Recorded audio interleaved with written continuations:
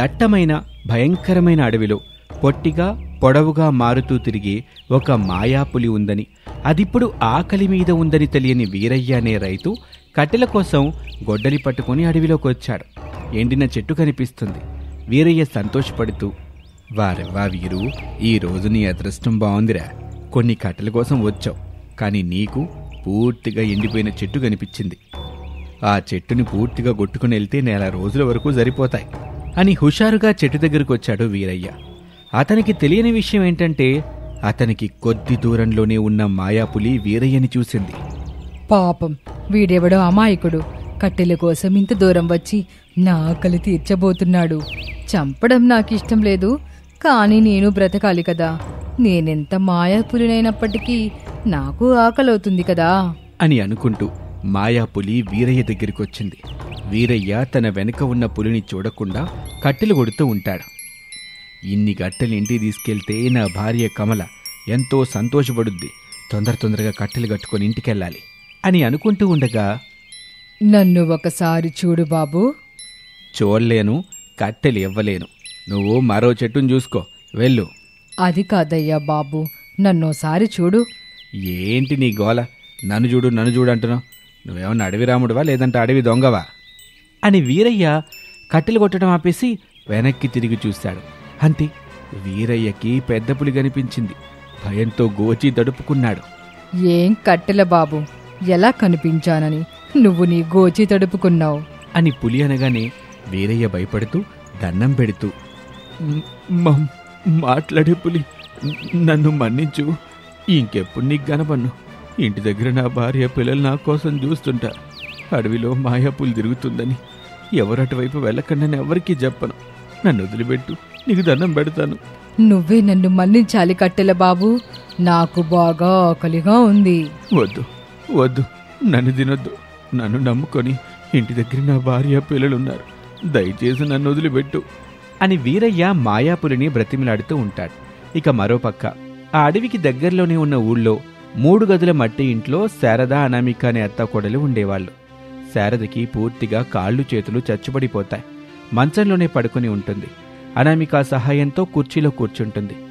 అనామిక నిత్యం ఇంటి దగ్గరే ఉంటూ అత్తగారు శారదని కంటికి రెప్పలా చూసుకుంటూ కాపాడుకుంటూ ఉంటుంది. ప్రసాదు, రమేష్లు పొలం పనులు చేసుకుంటూ అలా వచ్చిన ఆదాయంతోనే కుటుంబాన్ని పోషించుకుంటూ శారదని హాస్పిటల్లో చూపిస్తారు. అనామిక, రమేష్, ప్రసాద్ గారు, మీరు ముగ్గురు నేను చెప్పేది జాగ్రత్తగా వినండి. చెప్పండి డాక్టర్ గారు. మా అత్తయ్య గారు ఎప్పుడు మామూలు మనిషి అవుతారు? అదే ఎలా చెప్పాలని సందేహిస్తున్నాను. కానీ డాక్టర్గా చెప్పటం నా ధర్మం కాబట్టి, అనామిక, మీ అత్తయ్య శారద కాళ్ళు చేతులు ఇక ఎప్పటికీ పనిచేయవు. ఇప్పటికీ అన్ని రకాల మెడిసిన్స్ వాడి చూసాం. కాళ్ళల్లోనూ చేతుల్లోనూ ఎలాంటి చలనం లేదు.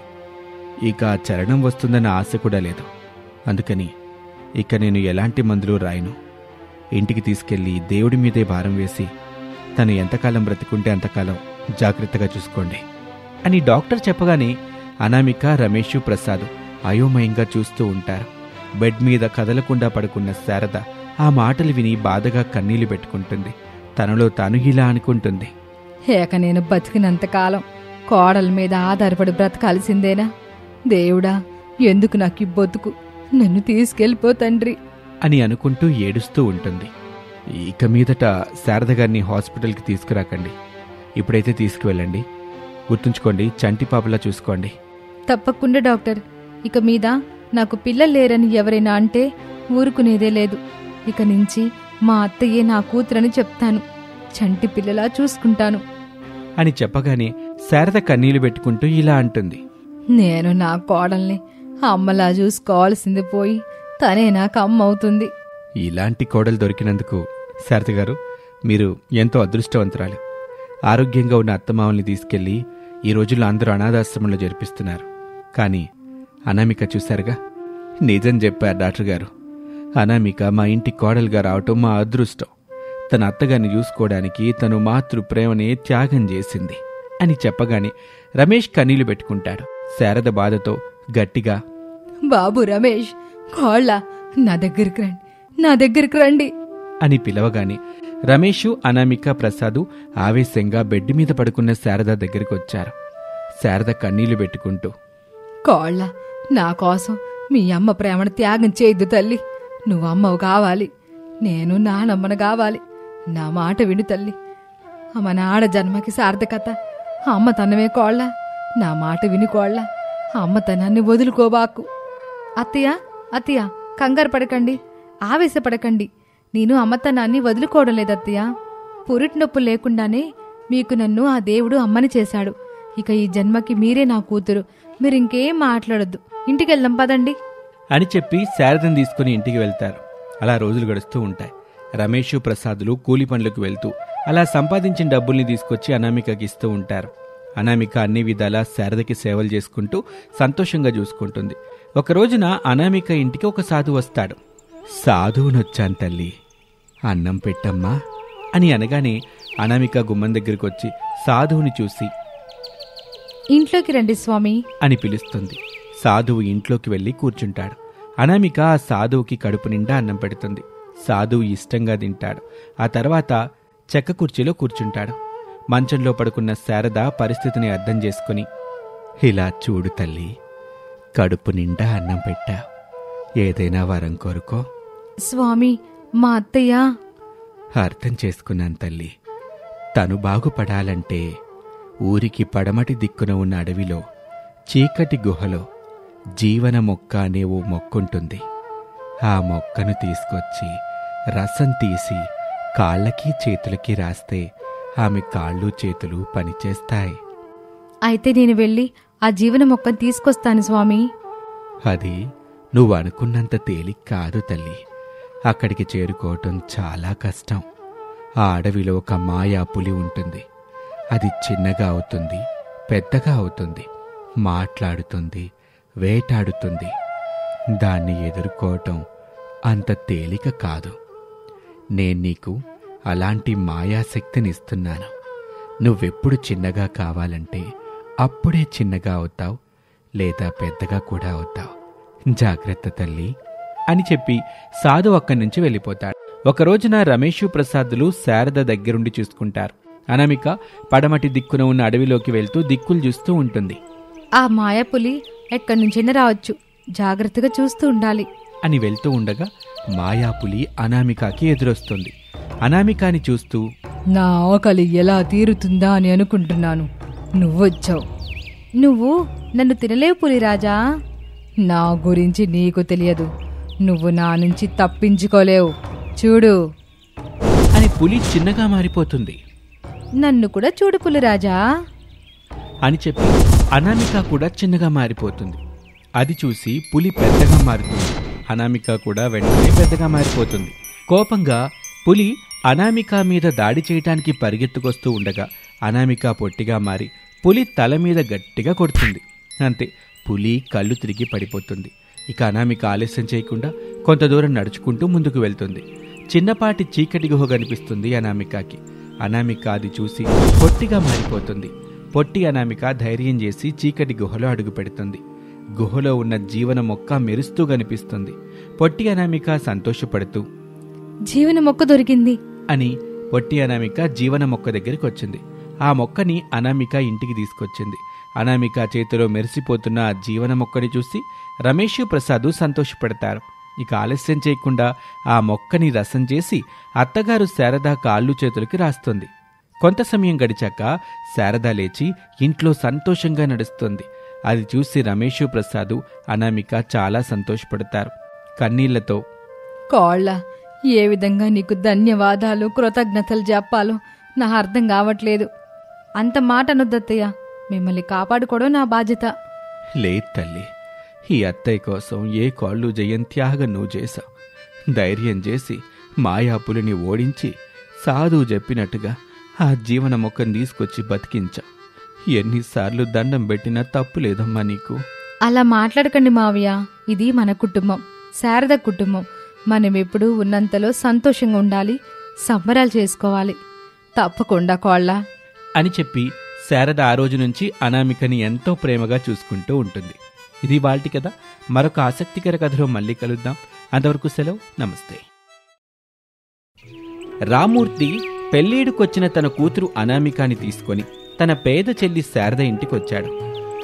ఏమన్నయ్యా, నా మేనకోడలు తీసుకుని ఎట్టా వచ్చావు? చెల్లి, నాకు కూతురు పుట్టగానే నీ ఇంటికి కోడలు అనుకున్నా. అందుకే నీ కోడల్ని నీ ఇంటి దగ్గరే వదిలిపెట్టి నేను మీ వదిన పట్నం వలసబోతున్నా. వలస ఎందుకన్నయ్య? దొరికిన పని చేసుకుంటూ ఊర్లోనే కళ్ళ ముందుంటే బానే ఉంటది కదా. చెల్లెమ్మ, మా ఊరి పరిస్థితి చాలా దారుణంగా ఉంది. ఎన్ని వర్షాలు పడ్డా చొక్క నీరు నిలవటం లేదు. అన్నీ భూమిలోకి పోతున్నాయి. బావులు తవ్వినా నీళ్లు పడ్డం లేదు, బోర్లేసినా నీళ్లు రావటం లేదు. నేల కోసం పడుతున్న ఇబ్బందులు అన్నీ ఇన్ని కాదు చెల్లి. నేల కోసం అంత బాధ ఉన్నప్పుడు మా ఊరికి వచ్చేయండి అన్నయ్య. మా ఇంట్లో ఉందిరు గాని అందరం చేతనైన పని చేసుకుంటూ ఉన్నంతలో తిందాము. అత్తయ్య చెప్పింది బాగుంది నాన్న. నువ్వు వెళ్ళి అమ్మని అన్నయ్యని తీసుకునిరా, నేను ఇక్కడే ఉంటాను. అమ్మా అనామిక, నా చెల్లి ఇప్పుడు నీకు మేనత్త. బావతో పెళ్లి జరిగిన తర్వాత అత్త అవుద్ది. ఇప్పుడు పెళ్లి గురించి ఎందుకు నాన్న? ముందు ఇంటికి వెళ్ళి అమ్మతో అన్నయ్యతో మాట్లాడి ఇక్కడికి తీసుకొనిరా. అట్టా వద్దు తల్లి, ఇది నువ్వు కాపురం చెయ్యాల్సిన ఇల్లు. ఈ ఇంటిని చూసావా? ఇది కూడా ఎప్పుడు గులుద్దో తెలీదు. గట్టిగా వర్షం పడితే కురుసుద్ది. ఇట్లాంటి ఇంటో ఎంతమంది ఉంటాను చెప్పు తల్లి. నాన్న, ఇంటిని నేను ఏదోలా బాగు చేస్తాను కదా. ఎంత వర్షం వచ్చినా ఏమీ కాకుండా, వర్షం నీళ్లు ఇంట్లో పడకుండా నేనింటిని బాగు చేస్తాను. ఎట్టా బాగు చేస్తావు తల్లి? ఆకులతో ఇల్లు కడతావా, ఇటుకలతో ఇల్లు కడతావా? ఏ ఇల్లు కడతావు? ఎట్టా ఇంటిని బాగు చేస్తావు చెప్పు. అన్నయ్య, ఇప్పుడు ఇంటి గురించి ఎందుకు చెప్పు? ఏదైనా సమస్య వచ్చినప్పుడు అందరం ఇక్కడే ఉంటాం కదా. వర్షం వచ్చినప్పుడు చూసుకుందాంలే. కావచ్చమ్మా, రక్త సంబంధం ఇంట్లోకే పేగుబంధాన్ని పంపించి ఆ ప్రేమతో ఆసరా పొందడం అంత మంచిదిగా చెల్లి. ఊరి కోసం ఆలోచన చేస్తున్నావన్నయ్య? అవునమ్మా, లోకం తీరెప్పుడు ఒకేలా ఉండదుగా. నువ్వు బావగారు మాట్లాడుకొని పెళ్ళెప్పుడో చెప్తే ఆ రోజు కుటుంబంతో వచ్చి కన్యాదానం చేసి కడుపు నిండా భోంచేసి వెళ్తాను తల్లి. సరేనా అమ్మా? కనీసం మీ బావగారు వచ్చే వరకైనా ఉండన్నయ్యా. బావగారు వచ్చేసరికి ఏ టైం అవ్వుద్దో ఏమో. అవతల ప్యాసింజర్ రైలు వచ్చే వేళ అయింది. మీ వదిన మేనల్లుడు స్టేషన్ దగ్గర ఉన్నారు. నా కోసం చూస్తూ ఉంటారమ్మా. ఇక నేను వెళ్ళొస్తాను. అనామిక తల్లి, జాగ్రత్తగా ఉండమ్మా. మీ మేనత చెప్పినట్టుగా నడుచుకో. బుద్ధిగా అన్ని పనులు చెయ్యి. నా చెల్లిని, నా మేనల్లుని బాధ పెట్టకు, సరేనా అని చెప్పి కన్నీళ్లు పెట్టుకుంటాడు రామ్మూర్తి. శారదకి అనామికకి కూడా బాధేస్తుంది. వాళ్ళు కన్నీళ్లు పెట్టుకుంటారు. వస్తాను చెల్లి. బావకి మేనల్లుడికి ఈ విషయం చెప్పమ్మా. నేను వెళ్తున్నాను, మళ్ళీ మీ పెళ్ళికి వస్తాను అని చెప్పి రామ్మూర్తి వెళ్ళిపోయాడు. శారద అనామికలు కన్నీళ్లు తుడుచుకొని ఇంట్లోకి వెళ్లారు. మేనకోడలు అనామిక ఇంట్లో ఉన్న చెక్క కుర్చీలో కూర్చుంది. ఏంటే కోళ్ళ, అప్పుడే నా ముందు కుర్చీలో కూర్చుంటున్నావు? ఇప్పుడు నేను కోడలు కాదు కదా మేనత్త, మేనకోడల్ని.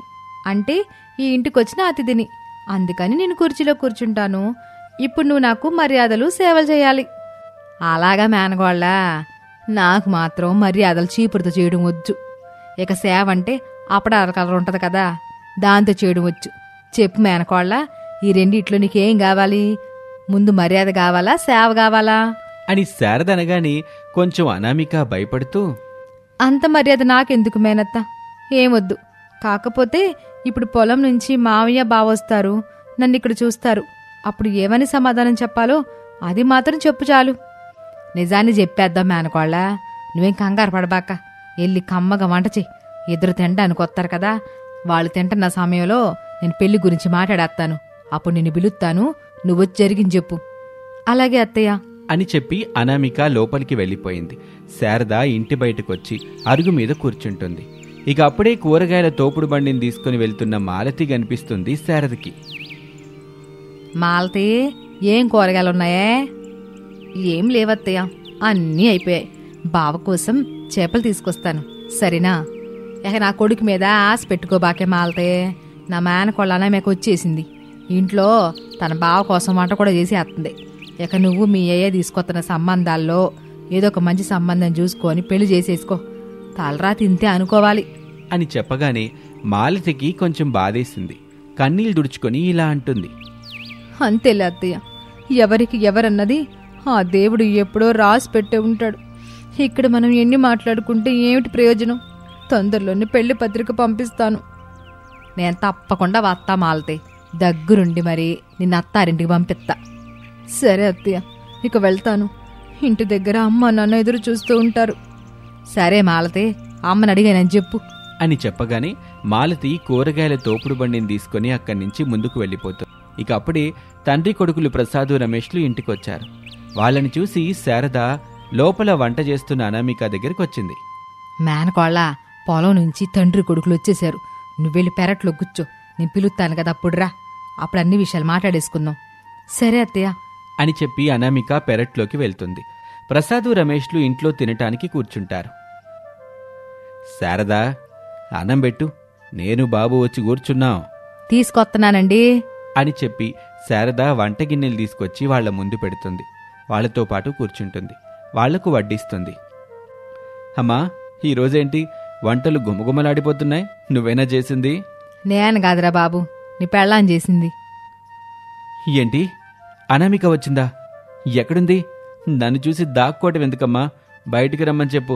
నేనెలాగూ తనకి కాబోయే భర్తనే కదా అని సంబరపడుతూ ఇంటి మొత్తం చూస్తూ ఉంటాడు రమేషు. కాని ఎక్కడా అనామిక కనిపించలేదు. పెరట్లో ఉన్న అనామిక మాత్రం రమేష్ మాటలు విని సిగ్గుపడుతూ ఉంటుంది. ఏంటమ్మా, వంటగది నుంచి బయటకు రానని చెప్తుందా ఏంటి? బాబు రమేషు, అనామిక ఏమీ రాలేదు. మీ అమ్మూరికే సరదాగా అందిలే. అయినా రామ్మూర్తి పెళ్లి గురించి మాట్లాడడానికి రావటం లేదుగా. మనం వేరే సంబంధం చూసుకుందాంలే. ఏమంటావు బాబు? మీ మాట నేను ఎప్పుడైనా కాదన్నానా నాన్న? అనామికని సైడ్ చేయి, నువ్వు చెప్పిన అమ్మాయిని నేను పెళ్లి చేసుకుంటాను అని అంటుంటే పెరట్లో ఉన్న అనామికకి కోపం వచ్చింది. అనామిక వాళ్ళ దగ్గరికి కోపంగా వచ్చి రమేష్ వైపు కోపంగా చూస్తూ ఇలా అంటుంది. నన్ను కాదని వేరే అమ్మాయిని పెళ్లి చేసుకుంటావా? చేసుకో, ఎలా చేసుకుంటావో నేను చూస్తాను అని అనామిక అంటూ ఉండగా శారద, ప్రసాదు, రమేష్లు ముగ్గురు నవ్వుతూ ఉంటారు. ఓ క్షణం తర్వాత వాళ్ళు ఎందుకలా నవ్వారో అనామిక అర్థం చేసుకుని సిగ్గుపడుతూ అక్కడి నుంచి వెళ్ళిపోతుంది. ఇక ఆ రోజు రాత్రి బాగా వర్షం పడ్డం మొదలైంది. శారద వాళ్ల ఇల్లు అక్కడక్కడా కురవటం మొదలుపెట్టింది. ఇంట్లో ఒకచోట అందరూ కూర్చున్నారు. అమ్మా, ఇలాంటి ఇంట్లో మాత్రం నా పెళ్ళొద్దమ్మా. పెళ్ళి కొత్త ఇల్లు కట్టుకునే వరకు వాయిదా వేద్దాం.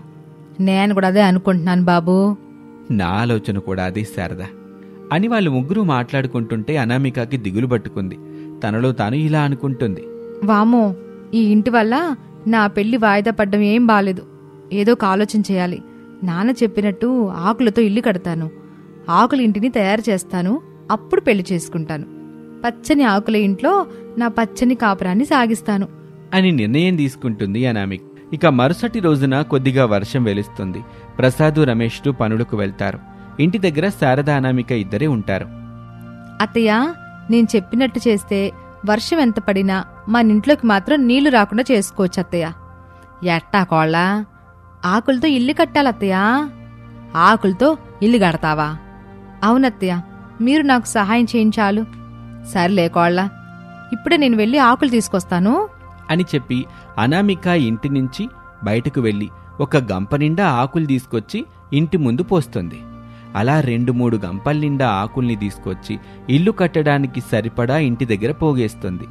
అత్తగారు శారద సహాయంతో అనామిక ఒక అందమైన ఆకుల ఇంటిని కడుతుంది. చీకటి పడుతూ ఉండగా ప్రసాదు, రమేష్లు తిరిగి ఇంటికి వస్తారు. అక్కడున్న ఆకుల ఇంటిని చూసి అనామిక తెలివితేటల్ని మెచ్చుకుంటారు. ఆ రోజు రాత్రి మళ్లీ వర్షం పడుతుంది. కానీ ఇంట్లో మాత్రం ఒక్క వర్షం చుక్క కూడా పడలేదు. అందరూ హాయిగా ఊపిరి పీల్చుకుంటారు. అత్తయ్య, మావయ్య, ఇప్పుడు ఇల్లు కురవడం లేదు కదా, మరి మా పెళ్లికి ముహూర్తాలు పెట్టించండి అని చెప్పగానే శారద, ప్రసాదులు ఎంతో సంతోషపడతారు. వారం రోజుల తర్వాత అనామిక, రమేష్లకు ఉన్నంతలోనే ఘనంగా పెళ్లి జరిపించాలని నిర్ణయించుకొని రామ్మూర్తి దంపతుల్ని పట్నం నుంచి రమ్మని కబురు చేస్తారు. వాళ్ళు రాగానే అనామికకి, రమేష్కి ఘనంగా పెళ్లి జరిపిస్తారు. వాళ్ల పెళ్లి పచ్చని పందిట్లో జరుగుతుంటే ఇరు కుటుంబ పెద్దలు ఎంతో సంతోషిస్తారు. అనామిక కూడా తాను కోరుకున్న బావ రమేష్తో పెళ్లి కావటం, తన మేనత్త శారద ఇంటికే కోడలిగా అడుగు పెట్టడంతో చాలా సంతోషంగా ఉంటుంది. అదే ఆనందంతో తను కట్టిన ఆకుల ఇంట్లోకి తన పచ్చని సంసారాన్ని కొనసాగించటానికి కుడికాలు పెట్టి ముందుకు వెళ్తుంది. ఇది ఇవాల్టి కథ. మరొక ఆసక్తికర కథలో మళ్ళీ కలుద్దాం. అంతవరకు సెలవు. నమస్తే.